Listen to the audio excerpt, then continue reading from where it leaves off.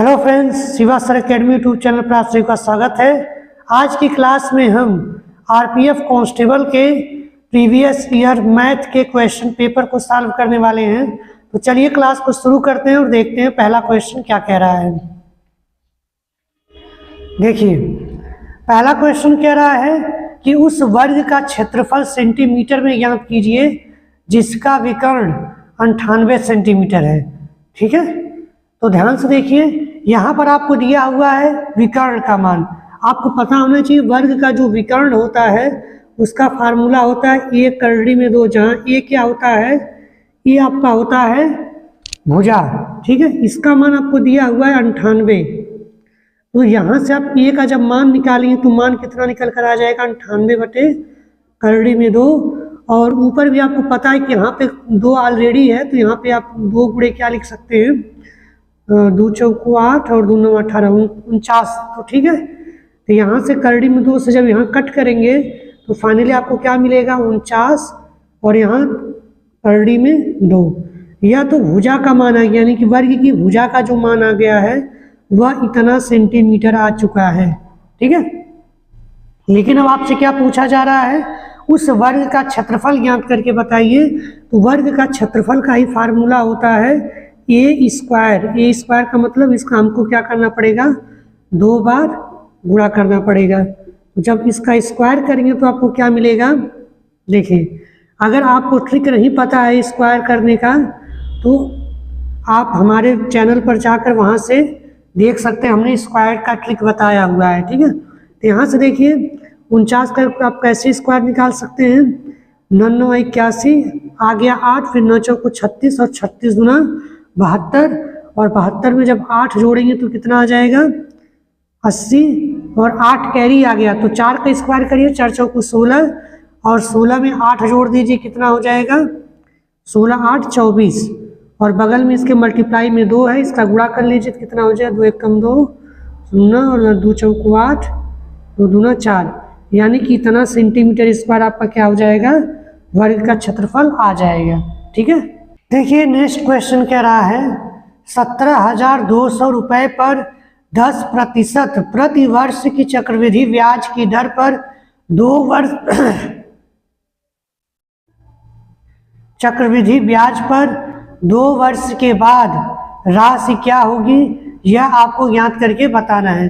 देखिए, सवाल के हिसाब से चक्रवृद्धि ब्याज निकालते समय या चक्रवृद्धि मिश्र धन निकालते समय जो मूलधन होता है उसको P से दिखाते हैं, और मूलधन यहाँ पर सवाल में कितना दिया हुआ है, 17,200 रुपये।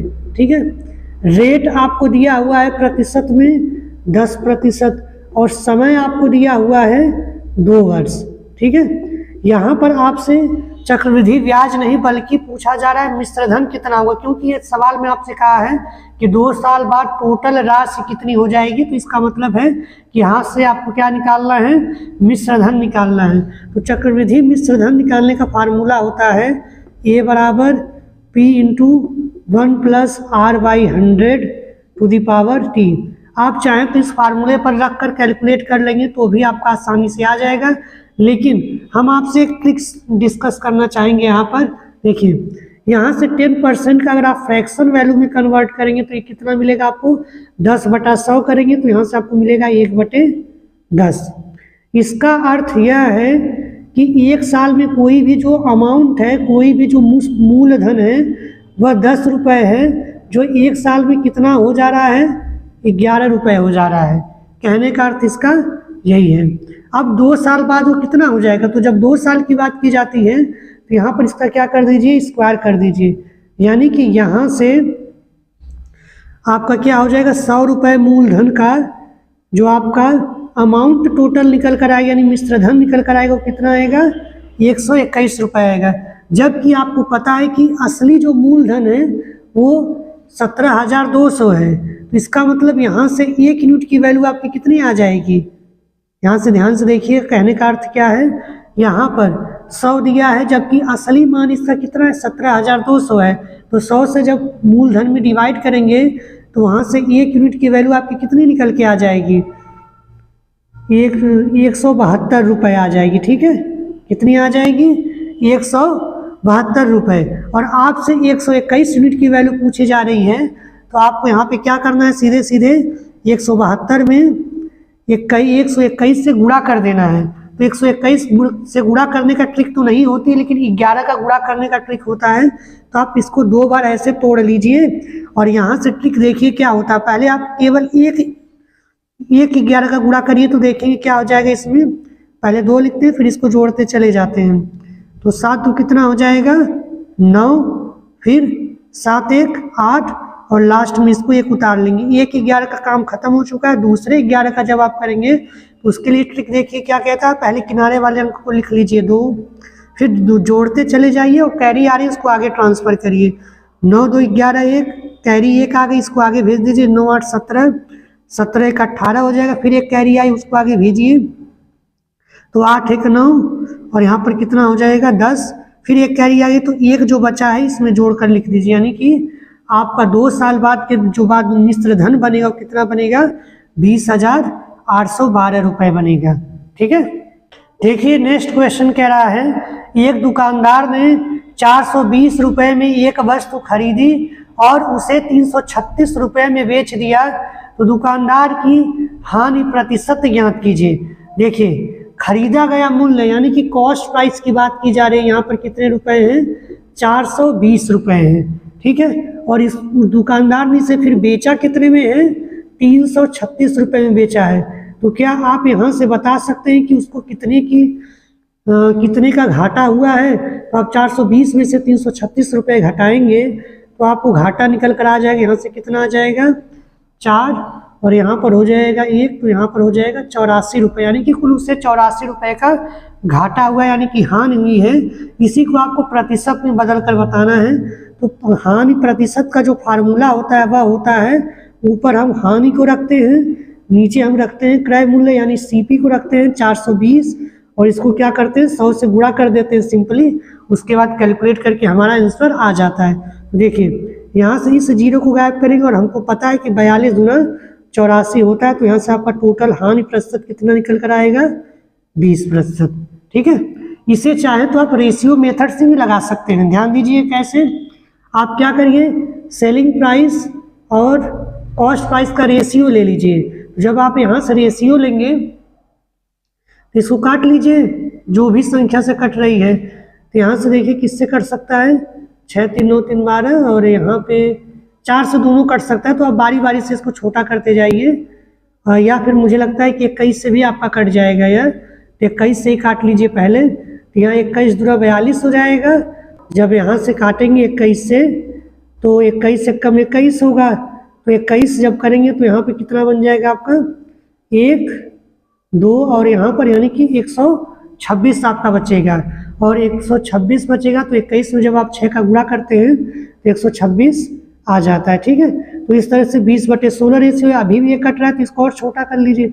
तो इसको 4 से काट लेंगे तो आपका जो रेशियो आ जाता है वो 5 संबंध 4 आ जाता है। यानी कि कहने का मतलब है कि जो 5 की वस्तु थी उसे कितनी में बेची जा रही है 4 में बेची जा रही है। तो कितने का घाटा हो रहा है 1 रुपये का घाटा हो रहा है। तो फिर से वही काम आपको करना पड़ेगा, यानी कि आपका यहाँ से रेशियो कितना आ जाएगा 1 का घाटा हो रहा है कितने पर हो रहा है 5 रुपये पर हो रहा है। इसको आप क्या करिए 100 से मल्टीप्लाई कर लीजिए, तो यहाँ से भी कट के आपका 20% आ जाएगा।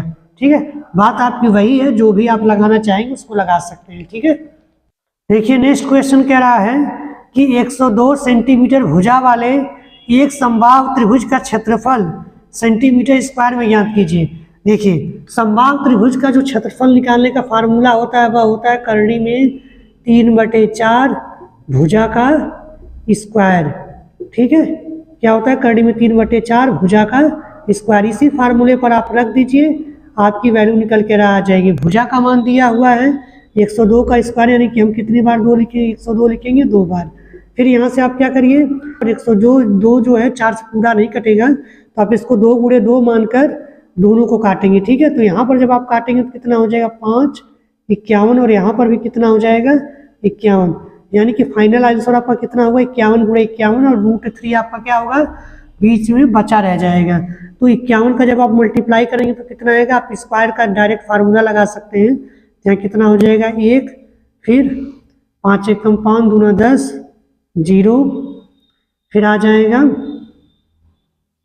1 तो 25, 1 26, 0 1 करड़ी में 3 सेंटीमीटर स्क्वायर, यही क्या हो जाएगा आपका राइट आंसर हो जाएगा। ठीक है, देखिए नेक्स्ट क्वेश्चन कह रहा है एक निश्चित राशि को, देखिए नेक्स्ट क्वेश्चन कह रहा है कि एक निश्चित राशि को 6 संबंधे 5 के अनुपात में 2 भागों में विभाजित किया जाता है। यदि पहला भाग 264 रुपए है तो कुल राशि का मान बताइए। देखिए पहले दोनों भागों का जो रेशियो दिया हुआ है आपको दिया 6 संबंधे 5, जबकि पहले भाग का मान दिया है 264, यानी कि इस सवाल के हिसाब से 6 की यूनिट आपको दिया हुआ है 264, यानी 6 यूनिट की वैल्यू दिया है 264, और यहाँ से जब आप टोटल करेंगे तो टोटल कितना यूनिट आपका आएगा 11 यूनिट, यानी कि आप पहले यहाँ से 1 यूनिट की वैल्यू निकाल लीजिए, उसके बाद 11 में मल्टीप्लाई कर दीजिए, आपका आंसर आ जाएगा। तो देखिए 6 से कितना गुना हो रहा है, तो यहाँ से 6 से भाग करेंगे तो 6 चौको 24 और यहाँ हो जाएगा 2, यानी कि 44 गुना हो रहा है। इसका मतलब आप यहाँ पर भी क्या करिए 44 गुना बढ़ा दीजिए, तो जो आपका आएगा वही क्या हो जाएगा आंसर हो जाएगा। तो 11 से गुणा करने का ट्रिक आपको पता होना चाहिए। लास्ट में 4 लिखेंगे, फिर 4 का 4 में जोड़ देंगे तो कितना हो जाएगा 8, फिर लास्ट में इस 4 को उतार लेंगे तो कितना हो जाएगा 484 आपका आंसर हो जाएगा। ठीक है, नेक्स्ट क्वेश्चन देखिए, नेक्स्ट क्वेश्चन कह रहा है कि 57 मीटर पर सेकेंड की गति से चलने वाली एक ट्रेन एक सिग्नल को 12 सेकेंड में पार कर लेती है, तो ट्रेन की लंबाई ज्ञात कीजिए। देखिए जब भी कोई भी ट्रेन किसी चलते हुए इंसान या रुके हुए इंसान या फिर किसी पेड़ को हो गया या किसी सिग्नल को हो गया अगर पार करती है, तो उस समय जो उसके द्वारा चली गई दूरी होती है उसके खुद की लंबाई के बराबर होती है। इसका मतलब अगर हम ट्रेन की लंबाई मान लेते हैं कि ट्रेन की लंबाई अगर x मीटर है तो उस ट्रेन द्वारा चली गई दूरी भी क्या होगी x मीटर ही होगी। तो आपको पता है कि यहाँ पर आपको चाल उसकी स्पीड दिया हुआ है 57 मीटर पर सेकेंड। ठीक है, यहाँ पर उसकी स्पीड दिया हुआ है 57 मीटर पर सेकेंड और आपको समय भी दिया हुआ है 12 सेकेंड। ठीक है, तो यहाँ से अगर आप चाल बराबर जानते हैं कि चाल बराबर क्या होता है दूरी बटा समय होता है, तो यहाँ से चाल बराबर दूरी बटा आपका क्या होता है समय। चाल आपको दिया हुआ है 57, दूरी आपने माना है कि x है और समय कितना ले रही है 12 सेकेंड। तो यहाँ से आप क्या करिए इसको सिंपली मल्टीप्लाई कर लीजिए, जो भी आपका आएगा वही आंसर हो जाएगा। ठीक है, तो यहाँ से क्या हो जाएगा 57 गुणे 12, जब इसको आप मल्टीप्लाई करेंगे तो कितना हो जाएगा 12 7 84, तो 84 को कितना लिखेंगे आप 4, फिर 8 बच गया, फिर 12 5 60 और 60 में जब आप 8 जोड़ेंगे कितना हो जाएगा 68, यानी कि 684 मीटर लंबी है वह ट्रेन। ठीक है, यही आपका राइट आंसर हो जाएगा।